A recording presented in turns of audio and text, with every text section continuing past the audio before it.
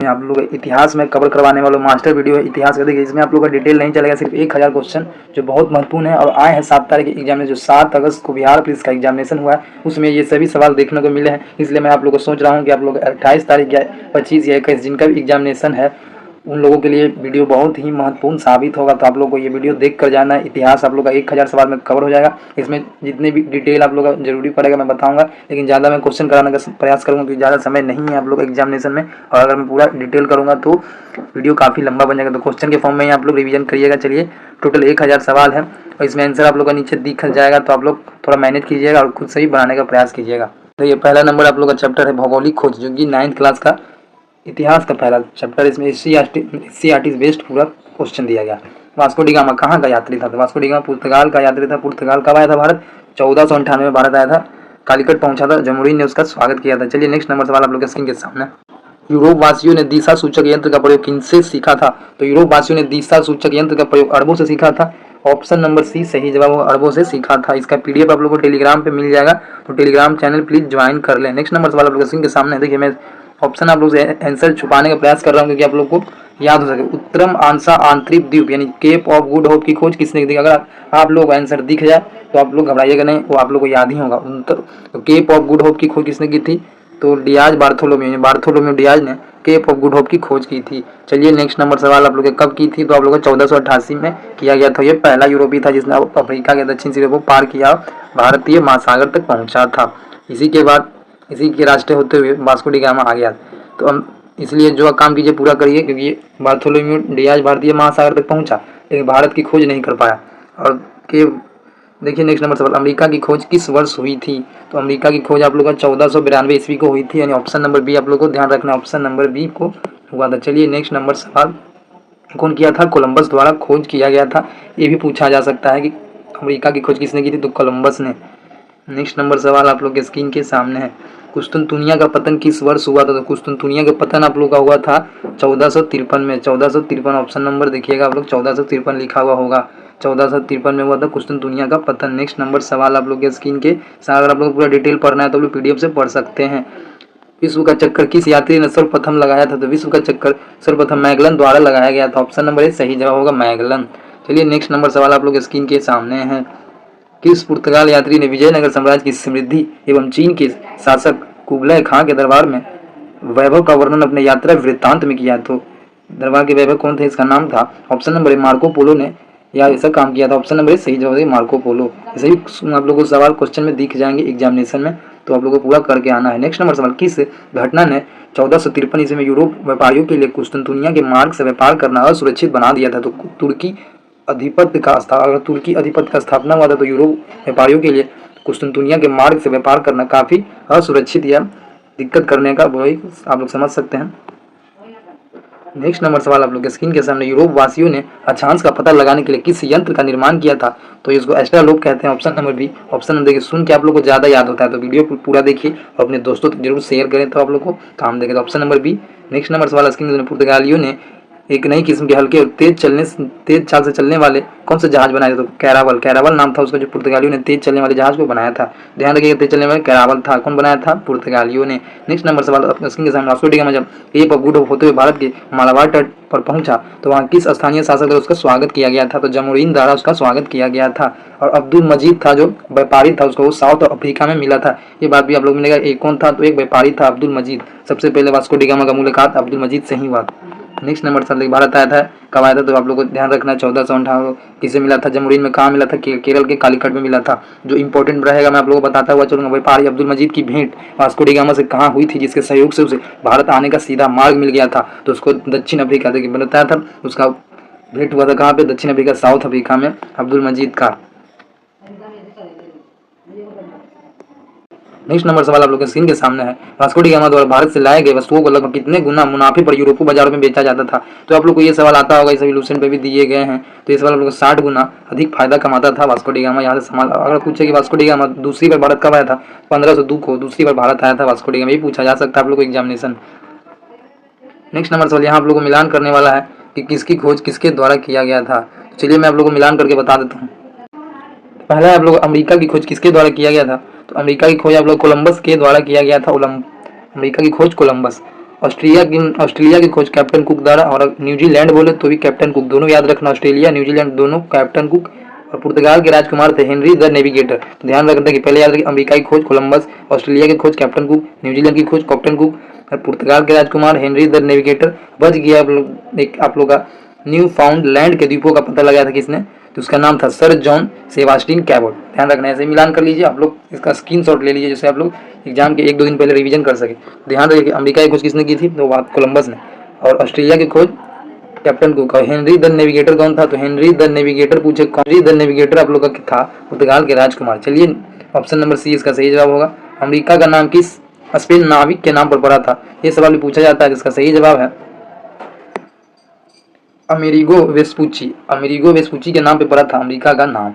एक स्पेन का नाविक था और ये कब आया था, तो अमेरिका अर्थात नई दुनिया की खोज किया था, जिसे 1492 में कोलंबस ने प्राप्त किया था। कोलंबस ने अमेरिका को भारतीय उपमहाद्वीप का हिस्सा समझा और यहाँ के निवासियों को रेड इंडियन कहा। ये भी सवाल पूछा गया है कि रेड इंडियन किसको कहा जाता था, तो उत्तरी अमेरिका के निवासियों को रेड इंडियन कहा जाता था। और बाद में स्पेन के नाविक अमेरिगो वेस्पुची ने दुनिया का विस्तार से ढूंढा, इसे एक महाद्वीप बताया, इसके नाम पर इस क्षेत्र का नाम पड़ा, तो इसलिए इसको कहा जाता है। काफी अच्छे से आप लोग भारत के समुद्र मार्ग की खोज किसने की थी, तो भारत के समुद्र मार्ग की खोज बोले तो वास्को डी गामा। ये सवाल तो आप लोगों को पता ही होगा, वास्को डी गामा काफी आसान है। अब आप लोग हम लोग नेक्स्ट नंबर सवाल, पुर्तगालियों ने भारत में सर्वप्रथम कहाँ अपनी फैक्ट्री स्थापित की थी, इसका सही जवाब है कालीकट में। कालीकट में अपनी पहली फैक्ट्री स्थापित की थी, सर्वप्रथम बोल रहा है, तो कालीकट में से बोले पहली दोनों की है। कब किया था, 1500 ईस्वी को आप लोगों को स्थापित किया था कालीकट में। पुर्तगाली उपनिवेश का प्रथम गवर्नर भारत में कौन हुआ था, इसका सही जवाब है फ्रांसिस्को द अल्मीडा। पुर्तगाली पहला गवर्नर फ्रांसिस्को दी अल्मीडा था, ये आया था आप लोग का। इसी ने ब्लू वाटर पॉलिसी को स्थापित किया था, नौसेना को काफी मजबूत बना दिया था पुर्तगाल वासियों ने। अल्फांसो दी अल्ब्रुक वास्तविक संस्थापक माना जाता है, ये भी आप लोग ध्यान रखिएगा। नेक्स्ट नंबर सवाल, उस क्षेत्र की पहचान करें जहां से यूरोप वासियों को सर्वप्रथम सोडा और अफीम प्राप्त हुआ था। सर्वप्रथम सोडा और अफीम बिहार से प्राप्त हुआ था, आप लोग ध्यान रखिए, बिहार से प्राप्त हुआ था सोडा अफीम। नेक्स्ट नंबर सवाल, पुर्तगालियों की पहली फैक्ट्री कालीकट में 1500 ईस्वी में किसने स्थापित की थी, इसका आप लोगों को ध्यान रखना है पेड्रो अल्वारेज कैब्रल ने स्थापित किया था। ईस्ट इंडिया कंपनी की स्थापना कब हुई थी, तो ईस्ट इंडिया कंपनी की स्थापना 31 दिसंबर 1600 ईस्वी को की गई थी, 31 दिसंबर 1600 ईस्वी। नेक्स्ट नंबर सवाल स्क्रीन के सामने, ईस्ट इंडिया कंपनी को भारत के साथ व्यापार हेतु चार्टर किसने प्रदान किया था, तो ये किसने प्रदान किया था, तो एलिजाबेथ प्रथम ने प्रदान किया था, आप लोग को ध्यान रखना एलिजाबेथ प्रथम। नेक्स्ट नंबर सवाल स्क्रीन के सामने यहाँ पे हो गया आप लोग का, ये अब आता है ईस्ट इंडिया कंपनी की स्थापना के समय मुगल सम्राट कौन था, तो अकबर था उसमें मुगल सम्राट, लेकिन जब पहुंचा तो जहांगीर था, ये बात लोगों को ध्यान रखना है, जहांगीर। नेक्स्ट नंबर सवाल, भारत आने वाला प्रथम अंग्रेज व्यापारी एवं यात्री कौन था, तो भारत आने वाला अंग्रेज और व्यापारी था पहला, उसका नाम था मिल्डेनहाल। ऑप्शन नंबर बी आप लोग को सही करना है, मिल्डेनहाल। नेक्स्ट नंबर सवाल, अंग्रेजों ने भारत में अपना पहला कारखाना कहाँ स्थापित किया था, तो अंग्रेजों ने अपना पहला कारखाना भारत में सूरत में स्थापित किया था, सूरत। चलिए यहाँ पे डच ईस्ट इंडिया कंपनी की स्थापना कब हुई, 1602 में आप लोग का हुआ था डच ईस्ट इंडिया कंपनी की स्थापना। नेक्स्ट नंबर सवाल, किस वर्ष डच ईस्ट इंडिया कंपनी ने पटना में अपना पहला कारखाना शुरू किया था, 1632 में पटना में अपना पहला कारखाना शुरू किया। ये सवाल बीपीएससी में पूछा गया था कि आप लोग पूरा डिटेल वाइज पढ़ना है, तो इसका पीडीएफ मैं अपने टेलीग्राम पे अपलोड करवा दूंगा, वहाँ पे आप लोग से पीडीएफ पढ़ सकते हैं, लेकिन पहले आप लोगों को वीडियो देखना होगा, तब मैं आप लोगों को पीडीएफ अपलोड करूंगा। तो ये मेरे को कैसे पता चलेगा कि आप लोग वीडियो देखें, तो आप लोग वीडियो देखिए तो कमेंट करके लाइक कर दीजिए, तो मेरे को पता चल जाएगा कि आप लोग वीडियो को पूरा देखें। चलिए 28 नंबर सवाल आप लोग के स्क्रीन के सामने, पहली डेनिश ईस्ट इंडिया कंपनी ने अपना परिचालन किस वर्ष शुरू किया था, इसका सही जवाब है 1616 इसका सही जवाब होगा। नेक्स्ट नंबर सवाल स्क्रीन के सामने, स्वीडिश ईस्ट इंडिया कंपनी ने अपना परिचालन किस वर्ष में शुरू किया था, इसका सही जवाब ऑप्शन नंबर बी 1731 आप लोग का सही जवाब होगा, option number B. Next number सवाल आप लोग देखिए, मैं ज़्यादा आप लोगों को रिवीजन कराने का प्रयास कर रहा हूँ क्योंकि समय बहुत ही कम बचा हुआ, आप लोग एग्जामिनेशन में समय काफ़ी कम बचा हुआ है आप लोग का। नए देशों की खोज तथा व्यापार के वैश्विक विस्तार के फलस्वरूप आधुनिक पूंजीवाद का जन्म हुआ और सोने एवं चांदी की लूट हुई, साथ साथ इनका भंडारण भी किया जाने लगा। इन भंडारों की प्राप्ति में अग्रणी कौन था, तो इन भंडारों में अग्रणी स्पेन था, आप लोगों को ध्यान रखना स्पेन काफ़ी आगे था भंडारण करने में सोना चांदी का, कौन था, स्पेन। नेक्स्ट नंबर सवाल, काफ़ी ज़्यादा भंडारण करता था स्पेन। ईसाई धर्म पहली शताब्दी में किस क्षेत्र से उभरा था, लेवेंट क्षेत्र से उभरा था। लेवेंट कौन सा था, ईसाई धर्म पहली बार शताब्दी में लेवेंट क्षेत्र से उभरा था। नेक्स्ट नंबर सवाल, गुलामों को किस शताब्दी के अंत में बाकायदा व्यापार का रूप धारण कर लिया था। सही जवाब ऑप्शन नंबर सी 16वीं शताब्दी। 16वीं शताब्दी में इसका सही आंसर है। भारत की पहली प्रिंटिंग प्रेस की स्थापना किस स्थान पर हुई थी? तो भारत में पहली प्रिंटिंग प्रेस की स्थापना गोवा में की गई थी। Option number C. ये सवाल आप लोगों को ध्यान रखना काफी इंपॉर्टेंट। भारत में जितना भी पहला चीज इंपॉर्टेंट लगेगी उसको मैं आप लोगों को डिस्क्रिप्शन पढ़ देता हूँ। भारत की पहली प्रिंटिंग प्रेस की स्थापना पुर्तगालियों ने गोवा में की थी। ये प्रिंटिंग प्रेस 1565 में 1556 में ओल्ड गोवा के जेसुइट सेंट पॉल कॉलेज में स्थापित हुई थी। इस प्रेस पर छपने वाला पहली और सबसे प्रसिद्ध किताबों में से एक थी, जिसको कैटिसमो डॉक्ट्रिना क्रिस्टो या फ्रांसीसी जेवियर द्वारा लिखा है। ये सभी इंपॉर्टेंट है, लेकिन गोवा वाला आप लोग को याद होना चाहिए। 34 नंबर सवाल, निम्नलिखित में से किस मुगल शासक के शासनकाल में भारत में तंबाकू की खेती शुरू हुई थी? अकबर के शासनकाल में तंबाकू की खेती शुरू की गई थी। 35 नंबर सवाल, रेड इंडियन कौन था? मैंने बताया अभी आप लोगों को रेड इंडियन कौन था। तो अमेरिका के मूल निवासी को रेड इंडियन कहा जाता था। किसने कहा था? तो आप लोग जानते ही हैं इसके नाम पे पढ़ा था। ये सब आप लोगों को मैं ऊपर बता दिया है। नेक्स्ट नंबर सवाल, मार्को पोलो ने किस साम्राज्य के शासनकाल के दौरान भारत का दौरा किया था? तो पांड्य साम्राज्य उस समय था जब मार्को पोलो ने भारत का दौरा किया था। मार्को पोलो कहाँ का था? इटली का यात्री था मार्को पोलो। पांडवों साम्राज्य के शासनकाल में भारत आया था। ये आप लोग को ध्यान रखना है। नेक्स्ट नंबर सवाल, निम्नलिखित में से वेनिस के प्रसिद्ध यात्री कौन है? तो मार्को पोलो भी, इसको वेनिस का यात्री भी कहा जाता है। मार्को पोलो एक इटालवी व्यापारी खोजकर्ता लेखक था। मार्को पोलो वेनिस के एक प्रसिद्ध यात्री थे। उन्हें 1271-95 ईस्वी को सिल्क रोड से एशिया की यात्रा की है। ध्यान रखिएगा, सिल्क रोड से एशिया की यात्रा किसने की? तो मार्को पोलो कहाँ का था? तो वेनिस का एक प्रसिद्ध, जिसको इटली भी कह सकते हैं। दक्षिण अमेरिका का सबसे दक्षिणी बिंदु कौन था? तो केप हॉर्न था। सबसे दक्षिणी बिंदु था दक्षिण अमेरिका का केप हॉर्न। नेक्स्ट नंबर सवाल, केप हॉर्न की खोज किसने की थी? तो केप हॉर्न की खोज की थी डचमैन विलियम साउटमैन द्वारा खोज किया गया था 1616 में केप हॉर्न की खोज की थी। साउटमैन कहाँ का था? अमेरिका का था। केप हॉर्न की खोज की थी। 11वीं से 12वीं शताब्दी ईसा एवं मुसलमानों के बीच धर्म युद्ध 1095 और डैश में हुआ था। तो ये हुआ था 1291 में। ध्यान रखना है, ईसाई धर्म युद्ध कब हुआ था? 1291 में हुआ था। 1453 में कस्तुनतुनिया पर किसने अधिपत्य जमा लिया था? तो तुर्की ने कस्तुनतुनिया पर अपना अधिकार जमा कर लिया था। तो कुस्तुनतुनिया का पतन हुआ था 1453 में। उसी समय तुर्की ने वहां पर शासन कर लिया था। ध्यान रखना है। पुर्तगाली एवं स्पेन किस महासागर के पास अवस्थित थे? तो पुर्तगाली एवं स्पेन अटलांटिक महासागर में अवस्थित थे। ध्यान रखना है, पुर्तगाली स्पेन अटलांटिक महासागर में अवस्थित है। चीन की खोज किसने की थी? तो मार्को पोलो ने ही चीन की खोज। देखिए यहाँ पे लिखा इटली का निवासी यात्री था मार्को पोलो। चीन की खोज भी मार्को पोलो द्वारा ही किया गया था। और चीन का पूरा नाम सेरस था। ये ध्यान रखना है, चीन का पूरा नाम सेरस पूछा जा सकता है। चीन का पूरा नाम सेरस था। नेक्स्ट नंबर, जापान की खोज किसने की थी? तो सेंट फ्रांसिस जेवियर द्वारा जापान की खोज की गई थी। सेंट फ्रांसिस जेवियर द्वारा फ्रांस की खोज की गई थी। वे स्पेन का था। और वास्को डी गामा पुर्तगाल का, मार्को पोलो इटली और बेरिंग डेनमार्क। सभी लोग ध्यान रखना कहाँ का कौन कौन था। वेस्ट इंडीज की खोज किसने की थी? तो कोलंबस के द्वारा ही खोज किया गया था वेस्ट इंडीज का। नेक्स्ट नंबर सवाल, कोलंबस के द्वारा ही खोज किया गया था वेस्ट इंडीज का। यहाँ पे वही ऑस्ट्रेलिया की खोज मैंने बताया था ऊपर आप लोग का। जेम्स कुक आप लोग ऑस्ट्रेलिया की खोज की थी, जेम्स कुक। नेक्स्ट नंबर सवाल, जेम्स कुक रहे मार के भाग जाना। न्यूजीलैंड की खोज किसने की थी? तस्मान के द्वारा न्यूजीलैंड की खोज की। तस्मान कहाँ का था? ऊपर मैंने आप लोगों को गलती बता दिया था, न्यूजीलैंड की खोज बोले तो तस्मान होगा, कैप्टन कुक नहीं होगा। वहाँ पे गलती ऐसी वार्ता में यहाँ पे लिखा हो तस्मान नहीं, न्यूजीलैंड की खोज की थी। नेक्स्ट नंबर सवाल, हवाई द्वीप की खोज किसने की थी? हवाई द्वीप की खोज किसने की थी? तो सही जवाब जेम्स कुक के द्वारा हवाई द्वीप की खोज किया गया था। नेक्स्ट नंबर सवाल, उत्तरी ध्रुव की खोज पूछे तो रॉबर्ट पियरी। और दक्षिणी ध्रुव की खोज बोले तो एमडसन ध्यान रखना। दक्षिणी ध्रुव, उत्तरी ध्रुव रॉबर्ट पियरी। एमडसन देखिए आगे, एमडसन दक्षिणी ध्रुव की खोज की थी। अब यहाँ से आप लोग का भौगोलिक खोज समाप्त हो चुका है। अमेरिका की स्वतंत्रता आप लोग का आया। अमेरिका की राजधानी कहाँ थी? तो अमेरिका फ्रांस संग्राम दोनों आज हम कवर करेंगे। पूरा इतिहास एक ही वीडियो में समाप्त करना है, भागना नहीं है। अमेरिका की राजधानी कहाँ है? Washington. Option number C. Common sense की रचना किसने की थी? कॉमन सेंस की रचना आप लोग का टॉमस पेन द्वारा किया गया था। टॉमस पेन द्वारा कॉमन सेंस की रचना की थी। मैं ज़्यादा बार बोलूंगा क्योंकि लिखने का समय नहीं है, तो आप लोग बोली सुनिए, याद करिए। अमेरिकी क्रांति के एक मिथकीय दर्जा हासिल किए थे और उनके पंपलेट ने फ्रांसीसी क्रांति में प्रभावित किया था। कॉमन सेंस क्या था? एक पंपलेट था, ध्यान रखना है, पंपलेट था। स्टाम्प एक्ट किस वर्ष पारित किया गया था? स्टाम्प एक्ट कब पारित किया गया था? 1765 में। 1765 में स्टाम्प एक्ट पारित किया गया था। ध्यान रखना, स्टाम्प एक्ट कहाँ से पारित किया गया? तो अमेरिका के उपनिवेशकों में शुल्क अधिनियम के रूप में जाना जाता है। नेक्स्ट नंबर सवाल, तीसरा के बाद चौथा आता है आप लोग का। अमेरिका स्वतंत्रता संग्राम में अंग्रेजों का सेनापति कौन था? तो कॉर्नवालिस था। अंग्रेजों का सेनापति कॉर्नवालिस था। और कारणवाद देखिए यहाँ पे पूरा अमेरिका स्वतंत्रता संग्राम खत्म हो जाएगा। अमेरिका स्वतंत्रता संग्राम के समय इंग्लैंड का राजा कौन था? तो इंग्लैंड का राजा भी ध्यान रखिएगा, राजा किंग जॉन तृतीय था। किंग जॉन तृतीय था, जिनका जन्म आप लोगों को नहीं याद रखना है। अमेरिकी क्रांति 1775 में शुरू हुआ था, 1775 में शुरू के दौरान, और 1783 के दौरान जॉर्ज वाशिंगटन द्वारा अमेरिकी सेना का नेतृत्व करते हुए किया गया था। ध्यान रखिएगा, जो इंपॉर्टेंट होगा बताता हुआ चलना।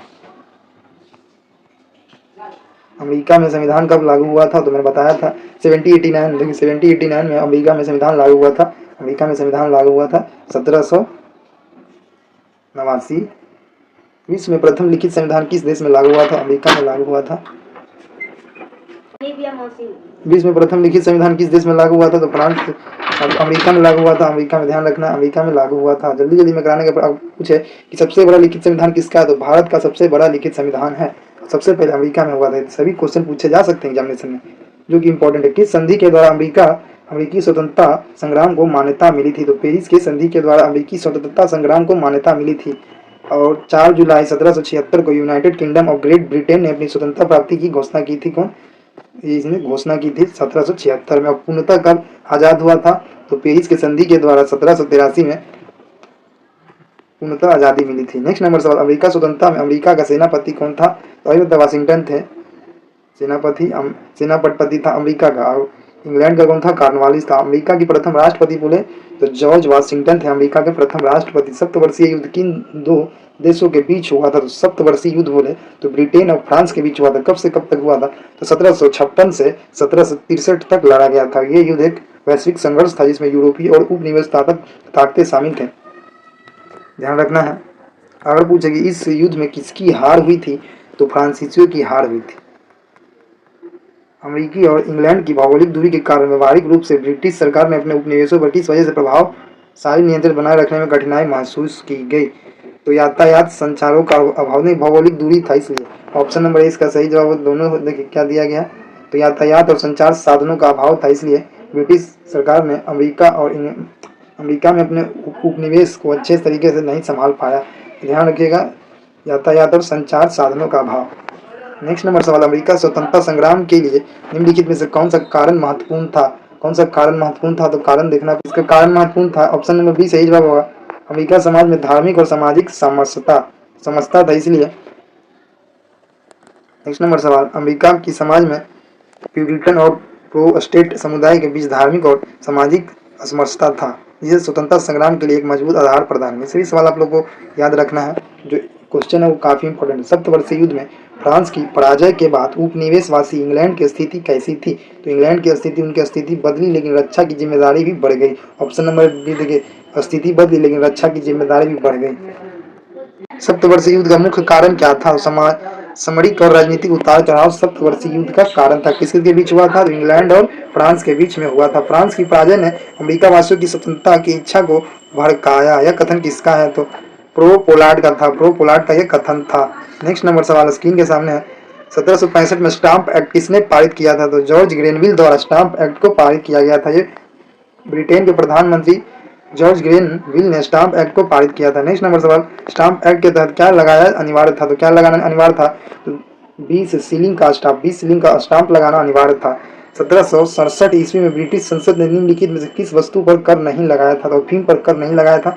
ऑप्शन नंबर डी, प्रतिनिधित्व नहीं तो कर नहीं। यह नारा किसका है? सैमुअल एडम्स का ये नारा है। सैमुअल एडम्स का ये नारा है, याद रखना है। नेक्स्ट नंबर सवाल, स्वाधीनता के पुत्र और स्वाधीनता की पुत्रियां आदि संस्था स्थापित करने का प्रयास किसके द्वारा किया गया था? इसका सही जवाब होगा सैमुअल एडम के द्वारा ही इसको किया गया था। सैमुअल एडम ने प्रतिनिधित्व नहीं तो कर नहीं का नारा दिया था और ब्रिटिश सरकार की कार्रवाइयों का विरोध करने के लिए उपनिवेश वासियों से स्वाधीनता के पुत्र और स्वाधीनता की पुत्रियां आदि संस्थाएं भी स्थापित की। टॉमस पेन की लघु पत्रिका कॉमन सेंस कब प्रकाशित हुआ था? तो टॉमस पेन की लघु पत्रिका कॉमन सेंस कब प्रकाशित हुआ था? तो 1776 में। ध्यान रखना है, 1776 में। किसके द्वारा? टॉमस पेन के द्वारा। अमेरिका में क्रांति के समय पंपलेट था। ध्यान रखिए, बोस्टन टी पार्टी अमेरिका क्रांति के इतिहास से संबंधित एक महत्वपूर्ण घटना कब हुई? तो यह 1773 में बोस्टन टी पार्टी का घटना हुआ था। इसमें चाय के में चाय का मामला था। इसको पूरा पढ़ लीजिएगा तो पूरा बोस्टन टी पार्टी समझ में आ जाएगा। मैं पूरा पढ़ के बता देता हूँ, जो इंपॉर्टेंट है मैं आप लोगों को बताता हूँ। चलूंगा बोस्टन टी पार्टी 16 दिसंबर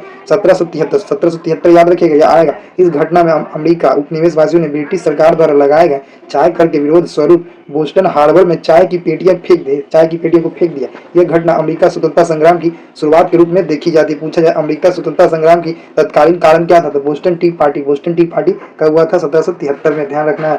सितंबर 1774 ईस्वी को डैश उपनिवेशों के प्रतिनिधित्व का फिलाडेल्फिया शहर में एक महादेशीय सम्मेलन आयोजित किया गया था, जिसमें ब्रिटिश कानूनों का विरोध तथा व्यापार के बहिष्कार का निर्णय हुआ था। इसमें कितना था, 13 उपनिवेशों के प्रतिनिधित्व उसमें शामिल थे। ध्यान रखना कहाँ पे हुआ था, तो फिलाडेल्फिया शहर में हुआ था। ये भी तुमको ध्यान रखना है। 1774 में हुआ था, 1774 में।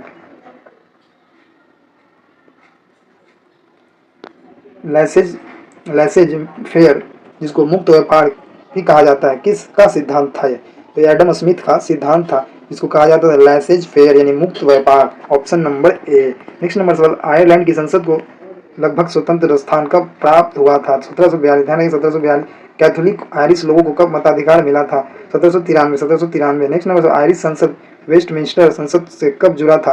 1800 ईस्वी को जुड़ा था। सही सवाल क्वेश्चन आप लोगों को परीक्षा में पूछे जा सकते हैं। अमेरिका उपनिवेश अटलांटिक महासागर से कितनी दूरी पर स्थित था? तो 3000 मील दूर था। अमेरिकी उपनिवेश अटलांटिक महासागर से 3000 मील दूर था। वहां से सेना एवं सरहद पहुंचने में कठिनाई होती थी।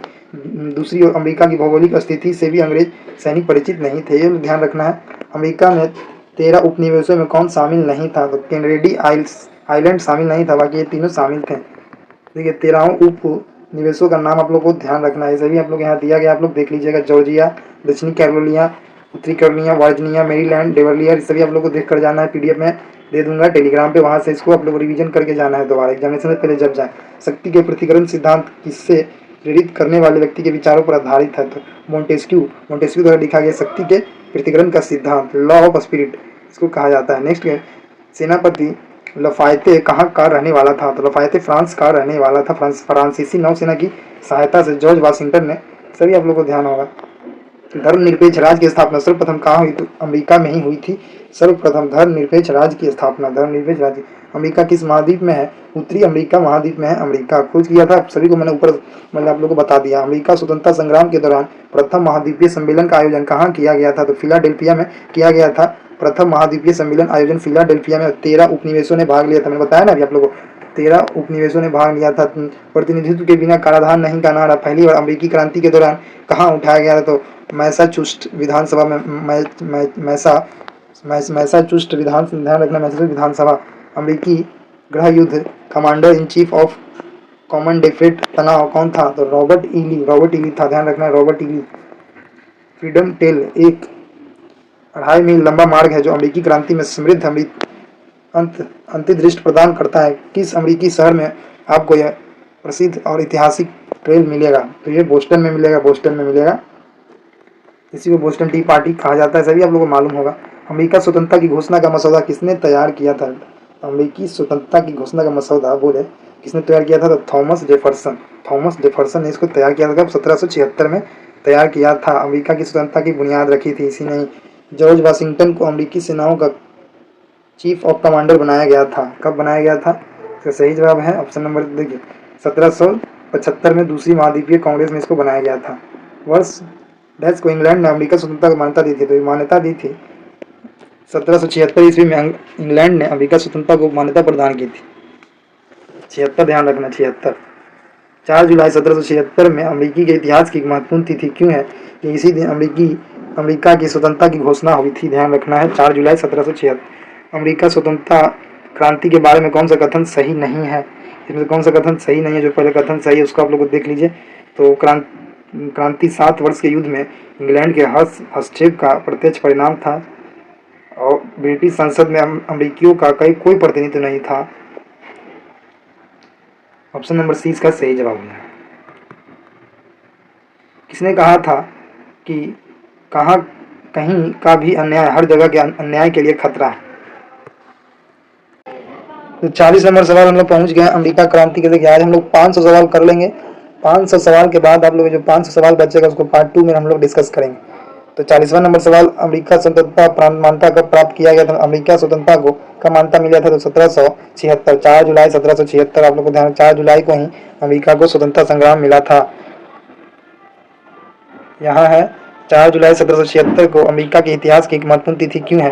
क्योंकि अमेरिका को स्वतंत्रता की घोषणा इसी दिन हुआ था। अमेरिका क्रांति के बारे में कौन सा कथन सही नहीं है?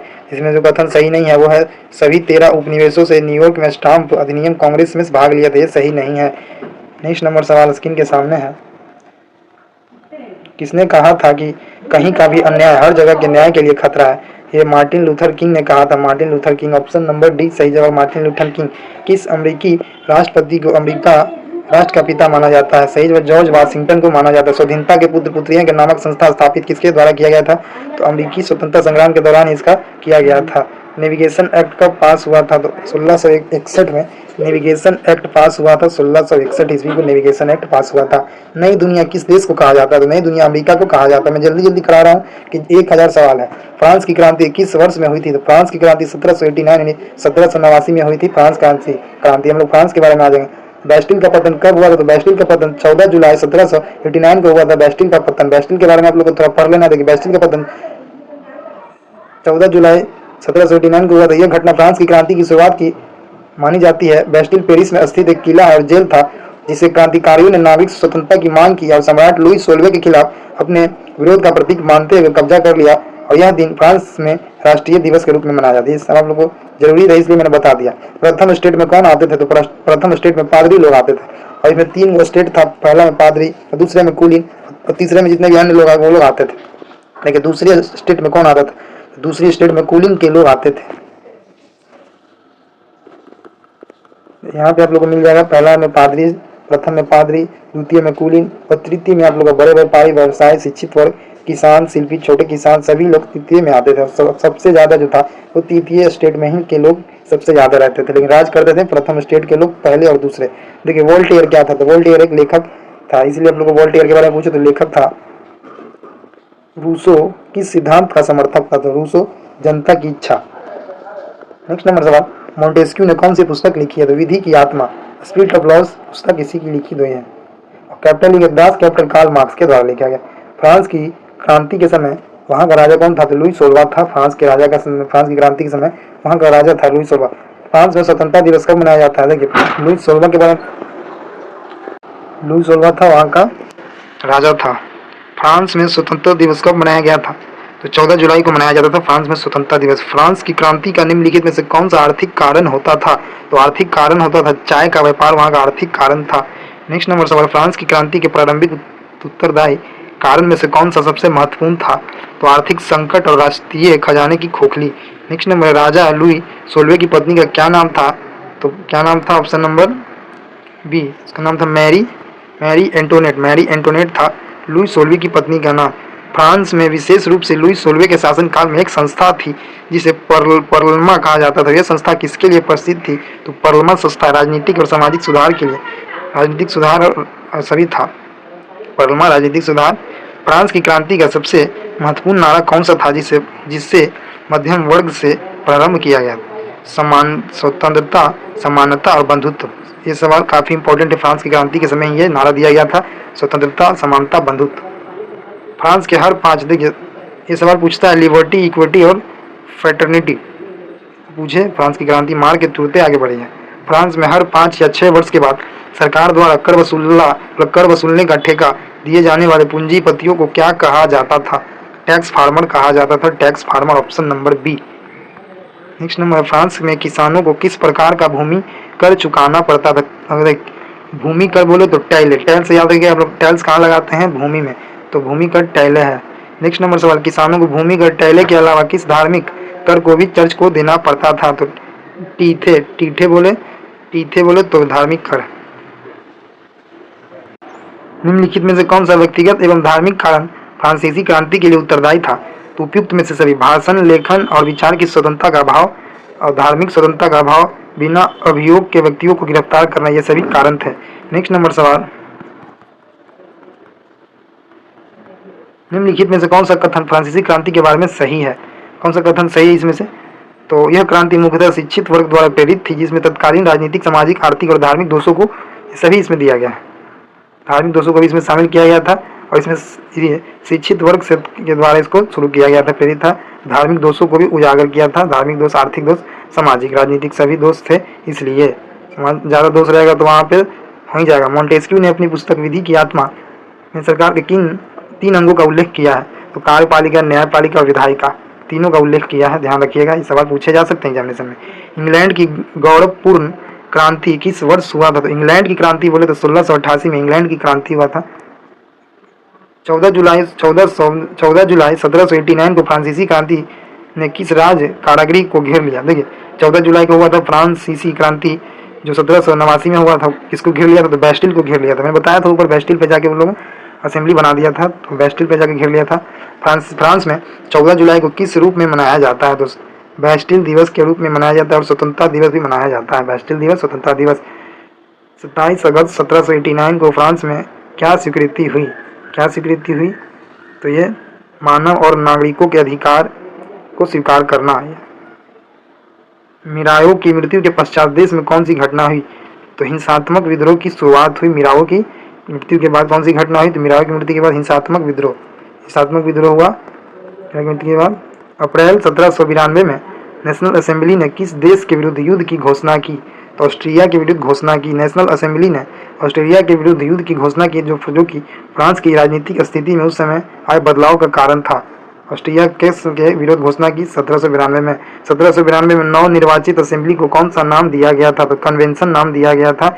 उस समय लुई सोल्वो को भी सत्ता से समाप्त कर दिया गया, तो उन्हें देशद्रोह के अपराध में फांसी दे दिया गया था। कब? 1793 में फांसी दे दिया गया। ये सवाल पूछे जाते हैं कि इनको फांसी दे दिया गया था। तो लोग रॉबस्पियर द्वारा स्थापित आतंक का राज किस साल उत्कृष्ट हुआ था? कौन से साल में उत्कृष्ट हुआ था?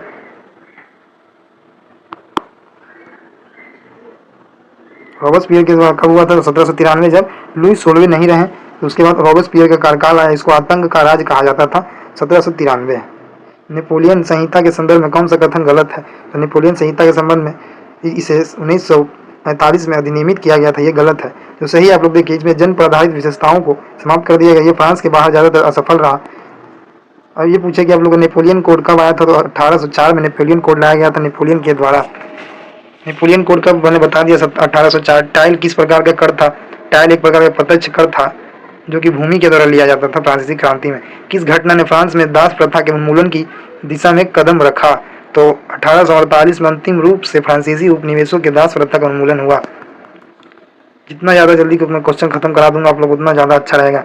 महिलाओं ने फ्रांस की क्रांति में अपनी भूमिका को स्थापित करने के लिए किस संस्था का गठन किया? तो the society of revolutionary and Republican women. ध्यान रखिएगा।